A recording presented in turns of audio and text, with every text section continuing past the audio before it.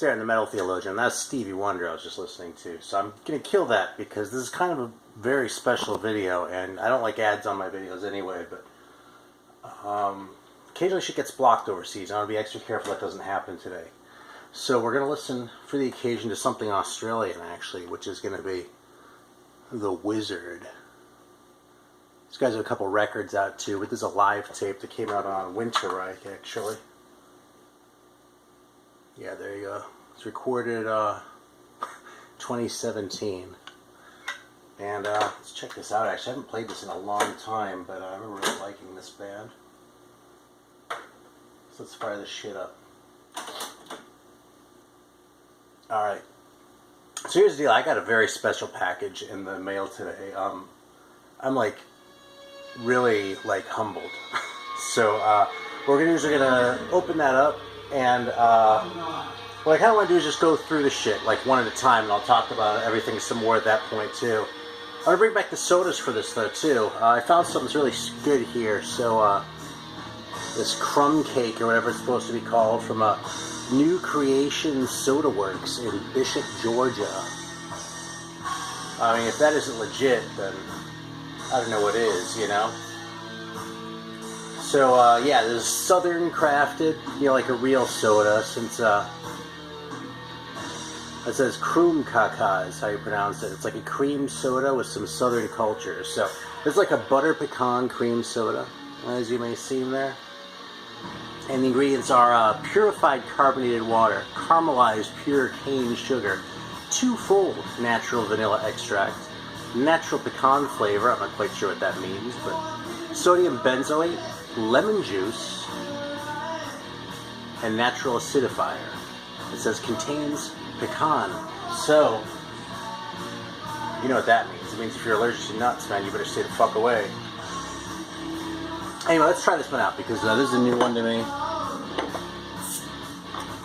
Haven't talked about a soda in a while. Kind of retired the segment, really, so here we go. Let's give this one a shot. And I don't know how far. I mean, I'm in South Carolina. It's funny because it's made by Nuts in Georgia.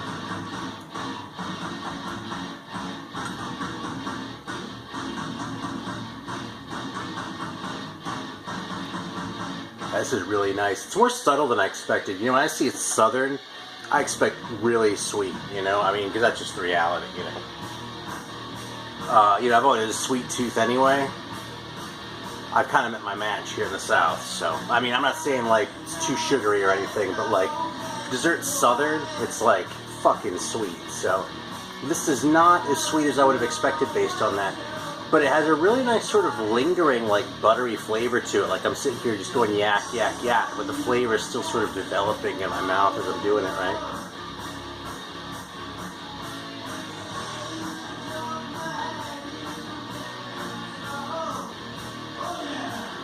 Yeah, it's really nice and buttery. Taste the pecan in there. And it really does kind of have a cream soda root to it, but if I were going to compare this to something, it'd be more like a pecan pie or something like that. Which, if you've never had that, it's like the worst fucking thing for you. It's like pecans doesn't sound as bad as, like, I don't know, some other kind of American pie, but like that shit is just like, that's awesome. It's great. But it's like pure sugar and like all fucked up and shit, so... I gotta say something about Stevie Wonder here too while we're at it, because you know something, man, I fucking pulled this record out. And these like Stevie Wonder records from the first half of the 70s, this one's 72. I swear, Stevie Wonder is what people say that Prince is. And he was it like several years earlier too. Like, 'cause he plays all the instruments himself, and like, but it's not like pretentious. It doesn't have all that like hokey ass, like tortured, self-pitying artist shit that Prince has that makes him so fucking hard to stomach. And Stevie's slow jams are funkier than Prince's like rockers. I'm telling you, man, this is some good fucking shit.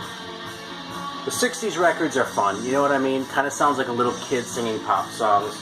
They're great on at that level, right? But starting with this one, man, after he renegotiated his contract with Motown, yeah, it's amazing. He's like 21, playing all the instruments himself, except for the horns, apparently.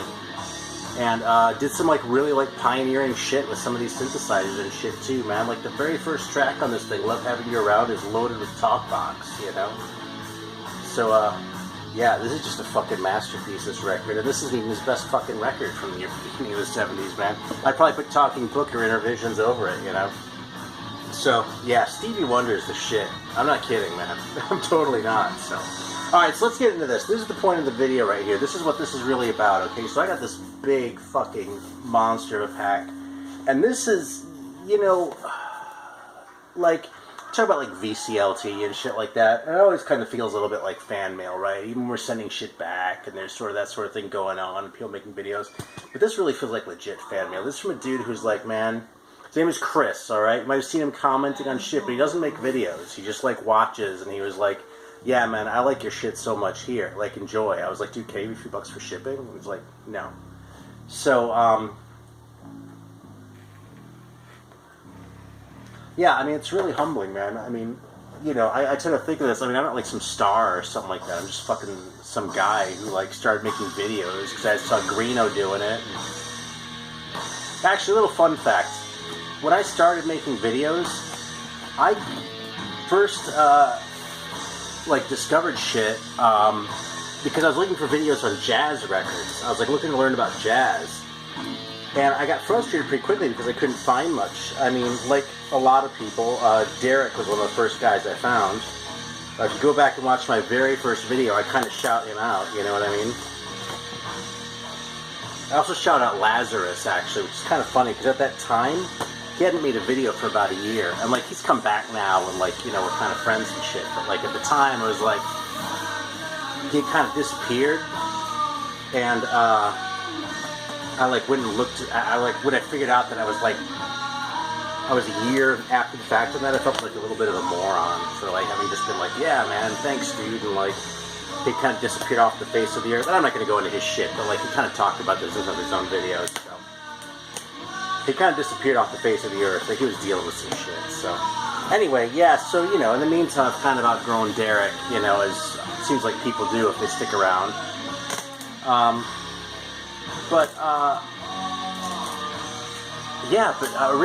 Originally I was like, you know something, man, I can't find any really good jazz channels, you know? I mean, there's some here and there, you know what I mean? I was like, man, yeah, I think I could probably do something like talking about jazz and shit. So then I ended up finding Greeno and Lazarus, obviously, and LJ at the time and shit. And,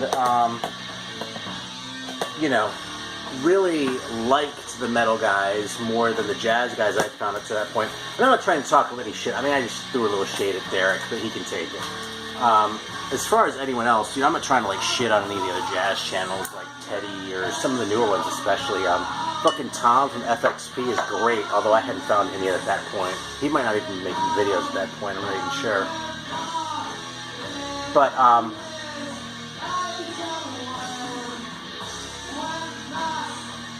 God, this is good. Anyway, I was like, you know, so I actually have more metal records and like know more about metal than jazz anyway, so fuck, I'm going to talk about what I feel about it. But so I resurrected this old, like, you know, name that I kind of used when I was guesting on a radio show in LA a couple times, almost 20 years ago now. And yeah, so I became the metal theologian, and I probably faked out a lot of people who like showed up. And we're talking about jazz, so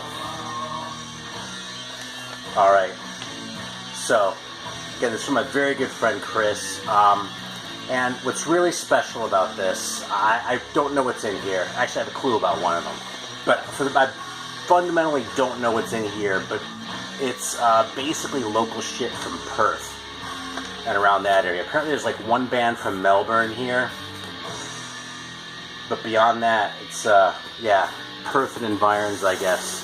I believe there are environs. Is there even environs in Perth other than like desert and shit? Fuck, dude. Alright, so, yeah. I'm just gonna sort of take my time with this, okay? I'm probably not gonna know any of this shit, so we're gonna, like, fire some of this up maybe as we go through and check it out, and, like, big salute to Chris. If that motherfucker ever makes a channel, you can expect to see some hype right here, but, hasn't happened yet. We'll see, maybe someday. Stranger things have happened. I'll be honest, I was surprised when Doom Paul started his channel. He hasn't made a video in a while, but yeah, that dude, oh, I don't know, he always had a channel in him, I suppose. You know what I mean? It's not like that fucker doesn't know how to talk, you know? But, yeah, you know, usually when, like, I mean, because I actually friends with him, like, in real life, right? And already was, so when shit like that, when I tell people about it, I expect you to be like, oh, this is fucking, like, weird, eccentric shit that you're doing or whatever. I would expect people to go, hey, I think we tried that out too, you know? So, anyway. So, maybe Chris will start a channel. In any case, it's fucking awesome. Like, right at the beginning here, we got a winner. Because look at that. Got a winner because we've got some bloodlust. Check that shit out, dude. That motherfucker, he's not playing games. You see that guy? Look at that shit, man. Got a little bit of glare going on. Fuck. Look at that, man. Like that label on the tape, which makes it look suspiciously... Oh, yeah, there we go. Here's a little tip, little, like, metal theologian tape buying tips. If you're looking for, like, the shit that's, like, super, like, you know, underground and, like, awesome and shit... Look for this. I don't know if you can see this well, but these things were broken out by hand. Okay? Like if you get like a sort of a professional grade duper, like I used to have when I was running my tape label, you can like do a high speed thing that doesn't look for those tabs. So you can get ones where they're pre-punched out and they're already good. But this one, this is a tape that someone bought and like punched those tabs out by hand. And that is a good sign if you're looking for the real shit. So we're going to fire this one up right now, man. Leather, Steel, and Hell. Side leather. So that was the Wizard. And that was fucking really good, wasn't it? But here we go, man. We're going to listen to a little Bloodlust. You can't go wrong naming yourself after a Venom song. Well, you know something? I take that back. If you called yourself In Nomine Satanas, that's kind of a shitty name, you know? But you know what I'm saying here.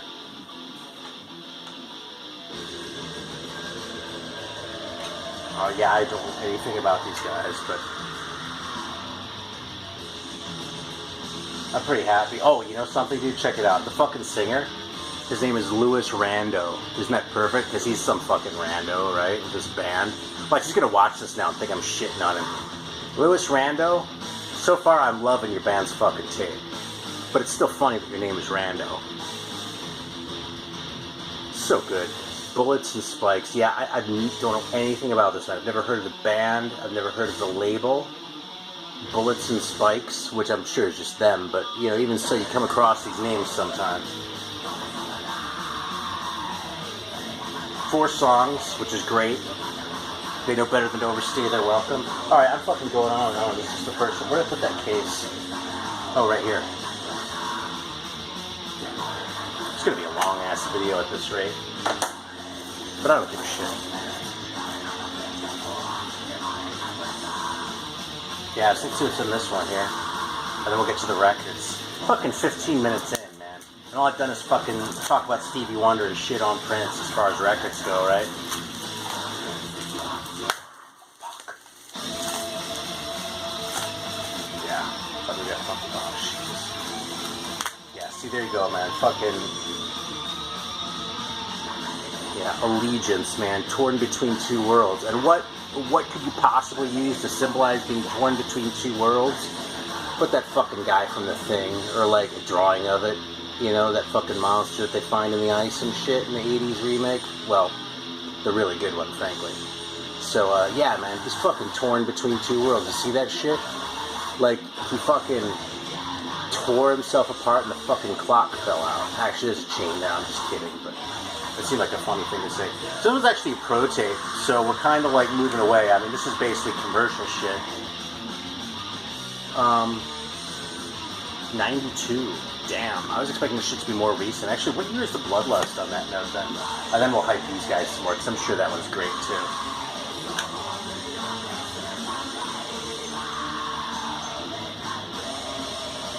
Yeah, I don't see a date on this thing actually. We just won the tape, but you know, some it doesn't matter. That's really awesome, man. It's like legit thrashy. But, you know, it has like the little more extreme vocals, but like I wouldn't go as far as to call this black metal vocals. You know, it's close. It's heading that direction, but it's not quite as necro, I guess, by which I mean shitty. That's a good thing. All right, so let's talk about Allegiance for a second here. Yeah, they printed this on fucking some heavy card stock, man. These things are a pain in the ass to fold, so. Look, there's a bonus track on here, too. Alright, Hate Frenzy and shit, man. Yeah, we gotta give this a quick listen, too. That's what we're gonna do. We're gonna sample through this shit. Alright. So here we go. Now, this is, you know, like I said, this is professional, right? This is gonna be like, this is basically gonna be like Docking, probably. I'm totally kidding. Oh, look, they even sprang for the fucking chrome tape. Look at that. Damn, dude. Big budget. Alright, Allegiance. This looks so promising. So we have an intro and then Hate Frenzy, Torn Between Two Worlds, Destitution, Morally Justified. I have a feeling that's going to be about religion. You know, it gets a little predictable after a while. No, not quite. Alright. Anyway, let's keep moving.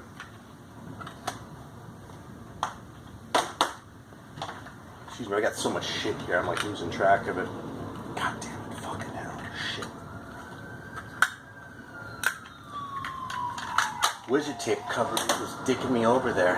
By the way, the other one's sitting here, this Convulse tape, Reflections, and this Iron Angel bootleg.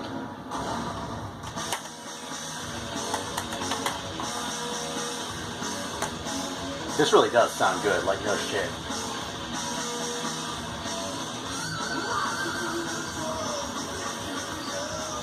That's awesome. God damn, man, it's so fucking good. Alright, so, let's check out the records here. Oh my god, dude. Alright. Just make sure I'm not like leaving anything behind here. Leave no record behind, right? Alright. So here we go. I'm trying to like peek. Alright. Hellbound by Shrapnel on Witching Metal Records. I think I've seen tapes by them, I'm not sure. Yeah, fucking Shrapnel. Look at that. How fucking good is that? Jesus Christ, man. I am the hell. What a great... That sounds like they're not native English speakers. That's always a plus, man. But then there's another song called Six Pack Attack. But just in case you think they're fucking around, it's followed by The Power Is Mine. Right on. Yeah, another one. This is great and thrashy and shit. Has a little bit of sort of an Anthrax vibe going on maybe with the backing vocals there, but that was kind of common in the late 80s. I probably should even put it all in Anthrax. Alright, let's see what we can... Alright, this is from 2010. 500 copies only. And look at these guys, man. Oh, it's Louis Rando. My man. Vocals and drums. He gets extra points for that, by the way. I mean, I was already on board with this dude, right? But shit. Alright, gotta check out Shrapnel. This is so good, man. Fucking freaking out here. Alright. Yeah, so I'll let this run for a minute and try and go through, but if I actually put on each one of these, this video is going to really take forever. I don't want to do that. I'm already almost 20 minutes in. So, alright, Shrapnel. Let's see what else you got here. No, you know something? We're going to put this on. I changed my mind. See, I spent so much energy, like, hyping it just now that I, like, sold myself on it. By the quick shout-out to, Merciful Metal, which is Kiwi's new metal channel. I pulled this out because he was talking about it and rightly hyping it. And actually, I pulled this one out too. I haven't played this one yet. So anyway, okay, so we're gonna listen to a little Shrapnel here. See what Louis Rando has in store for us. I fucking love that name. You know what he's missing though is a mustache. I noticed. Come on. Fucking Static Cling, man.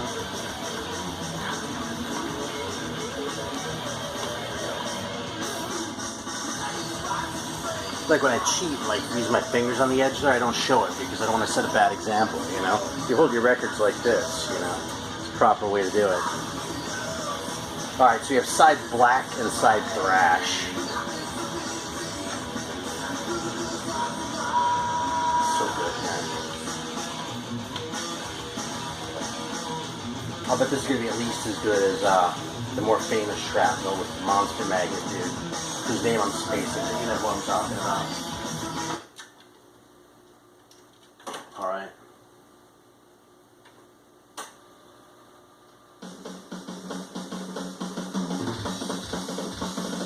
Damn.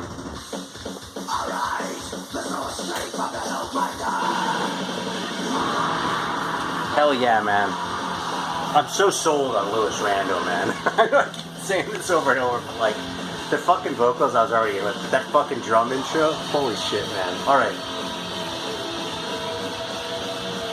Alright, so now we're looking at Harlot. Oh, this is actually on Metal Blade, how about that? Never heard of this. I've never seen this kind of a bag before. You know, look at this shit. It's a huge ass Ziploc. You see that? It's a little torn here, so I probably won't keep it. But... look at that. Isn't that weird?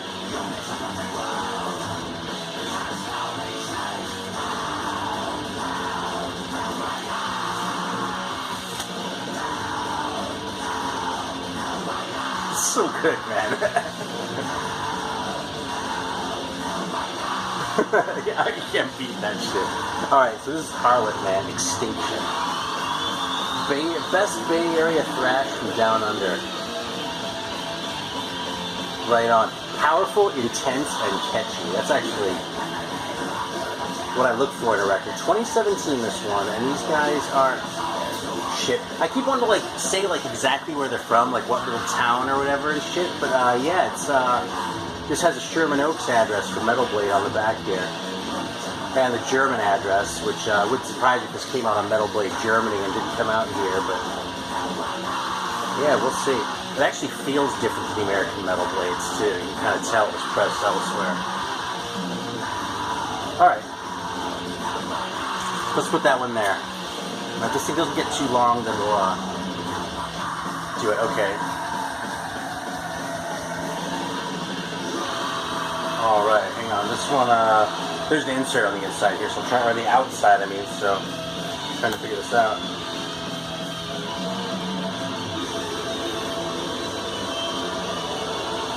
What is that? Sanzu? Heavy over the home. Unlistenable. Speaking of shit that sounds like it's not by native English speakers.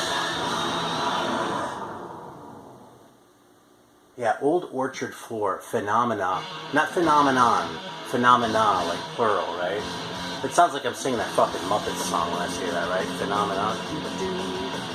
That's a bad joke. Those who sleep in the East. What does that mean? Or eubiety. I'm pretty sure that's not a word. But maybe I'm wrong. It happens. Yeah, I don't know anything about this. Like, I see that cover and I think Ganesh, right? So, like, that's my first thing. Like, there's something about this that just feels so exotic and weird. Which, of course, Australia kind of is if you're in the U.S. But,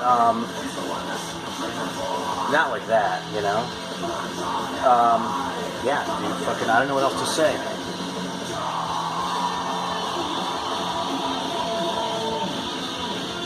Alright, the next one right here, we're going to save for last, because that one, this next one I actually knew was in here. And, I'm super stoked about it, but we're going to go with this one first, man. So funny, dude. Bastardizer. Ah, look at that. Fucking, there he sits on his throne, man.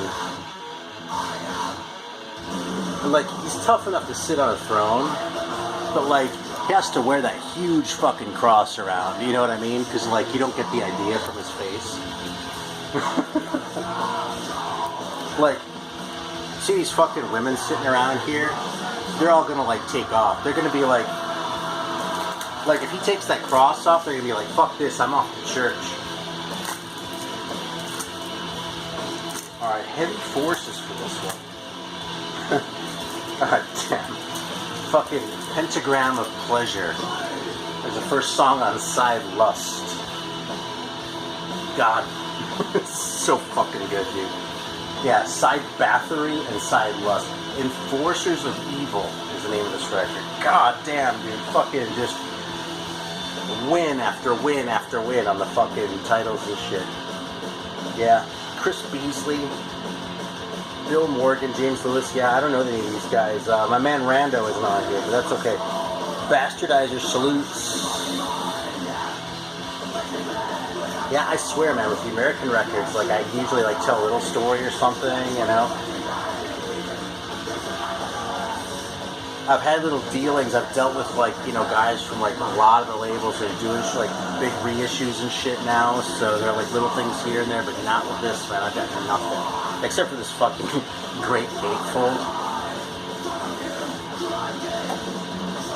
Which you may already realize is awesome. Like, that could have been the front cover, you know? It's like they had two dank front cover designs. So they were just like, we'll just put one in the fucking gatefold is what we'll do. I mean, that's awesome, too, but... So check this out. See, that's pretty good. What's even better is when you look at the fucking sixes on his nose. Check that out. How funny is that? Like, that's like when he rolls out of bed. Like, when he fucking hasn't put his cross on yet. He still has that one on his fucking nose. So, you know. He's not playing games, man. Motherfucker. Alright, so we're going to listen to next. Let's listen to Bastardizer, because it's right here.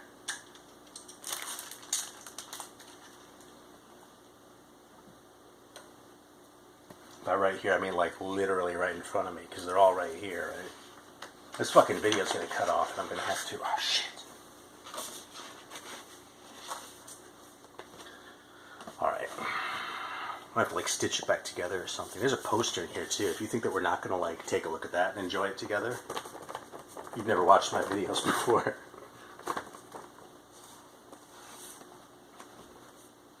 Alright. Pentagram of Pleasure. Fucking... Yeah, alright, let's just fucking fire this up. Side Bathory. The first song is BBBB. I don't know what that means. I suspect it's something obscene based on the other titles here. Oh, shit. There's a little warp in this thing, but whatever, my fucking... That's one reason I like B&O, is it'll track anything, so...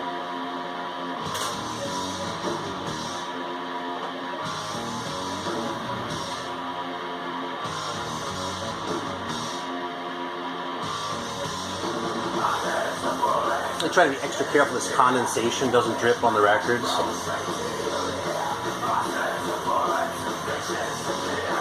Yeah. Alright, let's check out this poster. You ready?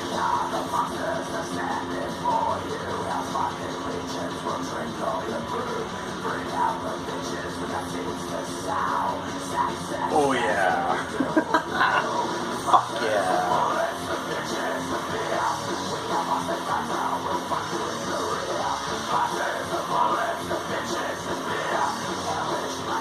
So awesome, man. God damn.